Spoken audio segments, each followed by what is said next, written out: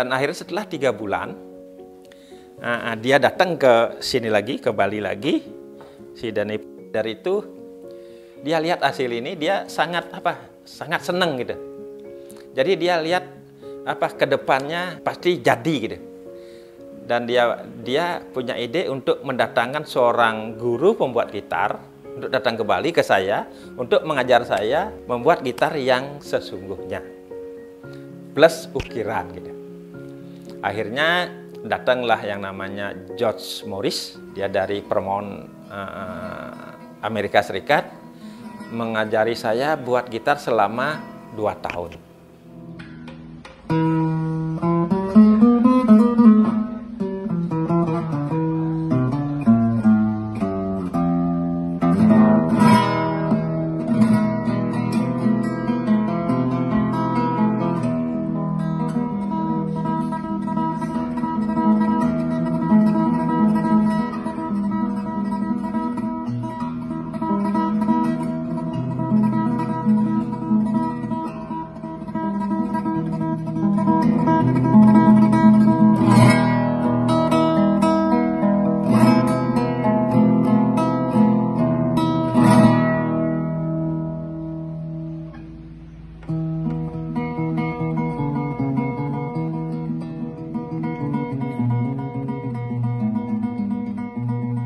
Kalau melihat dari keluarga saya, dari kakek saya sudah seorang seniman, dan juga ayah saya juga seniman patung dan juga lain-lain.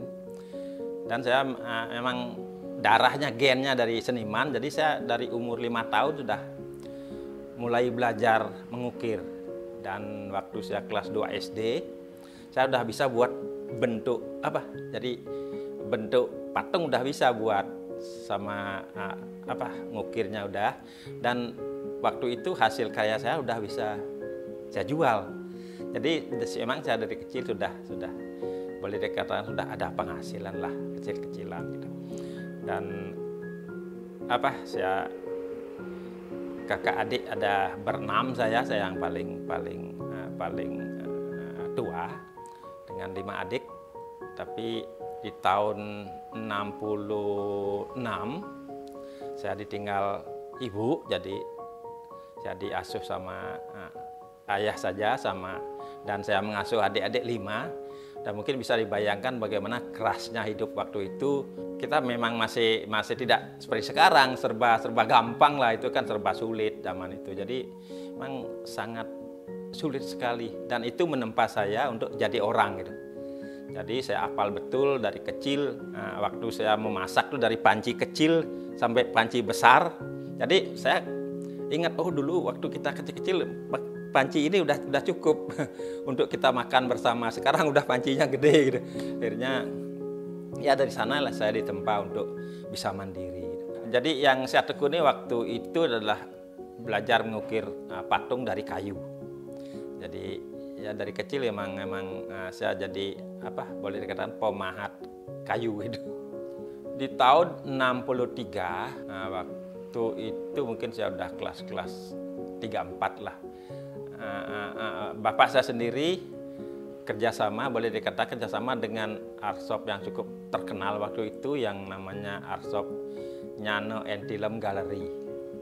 Jadi dari waktu itu terus hasil karya kita itu ditampung oleh Nyano Entilem Gallery, karena mungkin memang artshop tersebut satu-satunya artshop yang paling terkenal di Bali.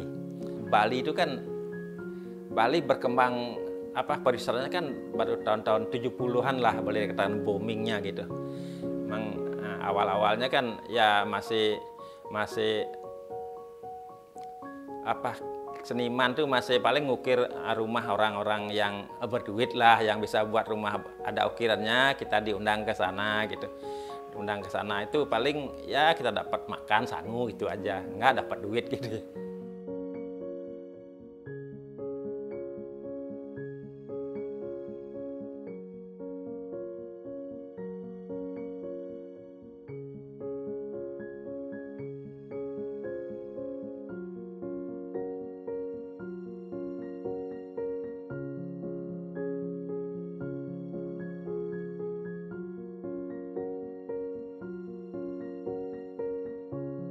Dari tahun 80, 81, 88 saya ikut International Wood Carving Symposium di Finland, di salah satu kota di Kemijärvi, di mana waktu tersebut saya sedikit bangga di sana karena untuk the best opinion saya yang dapat yang boleh dikatakan dapat penghargaan lah dari sana gitu. Jadi itu suatu kebanggaan juga ya.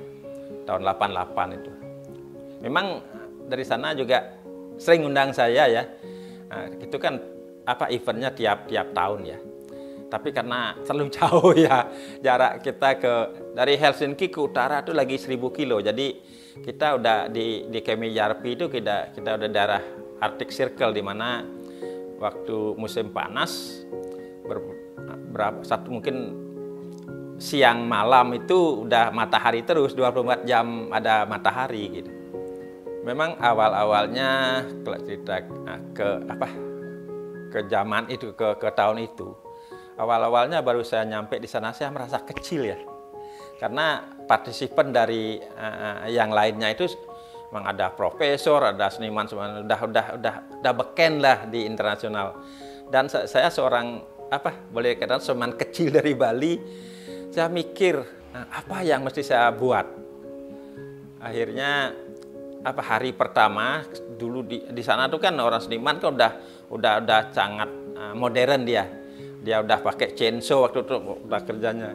Tapi saya di sini kan belum tahu apa itu chainsaw ya. Jadi orang belum pernah mengenal chainsaw waktu itu. Akhirnya saya coba aja.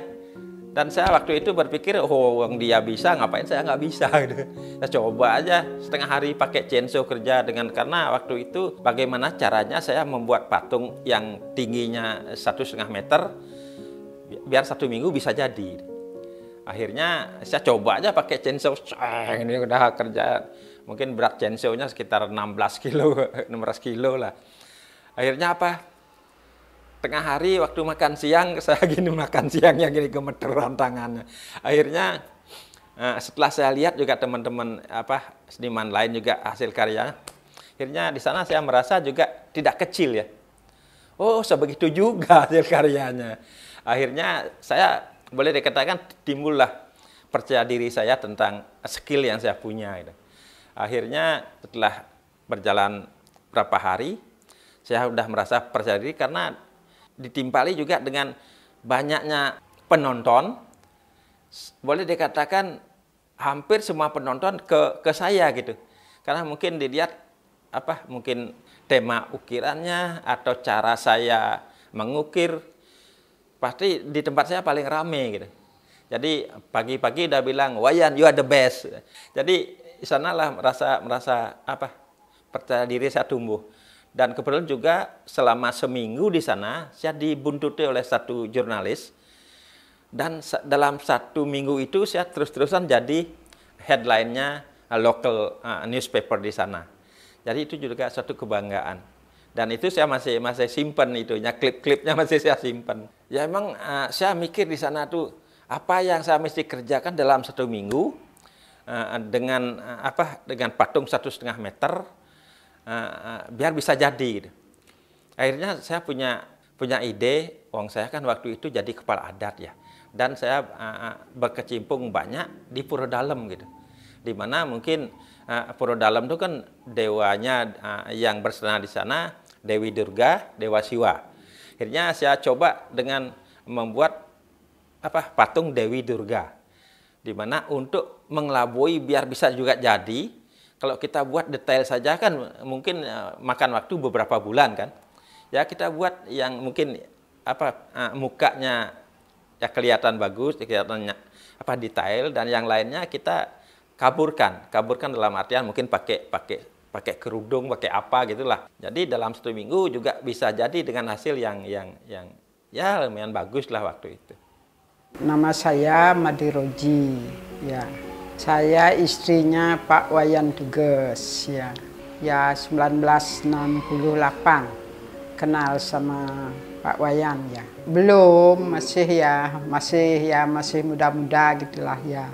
Akhirnya dia mau ya keluar gitu. Saya ditinggal sama Bapak, punya anak satu ditinggal itu keluar ya ke Belgia, sebentar ke Finland itu ya tinggal 1 minggu ya. Habis itu terus dia bekerja di rumah, terus bikin ini ya, habis bikin patung itu ya dia bikin gitar. Itu udah ada orang Amerika yang kesini itu udah suruh bikin gitar ya.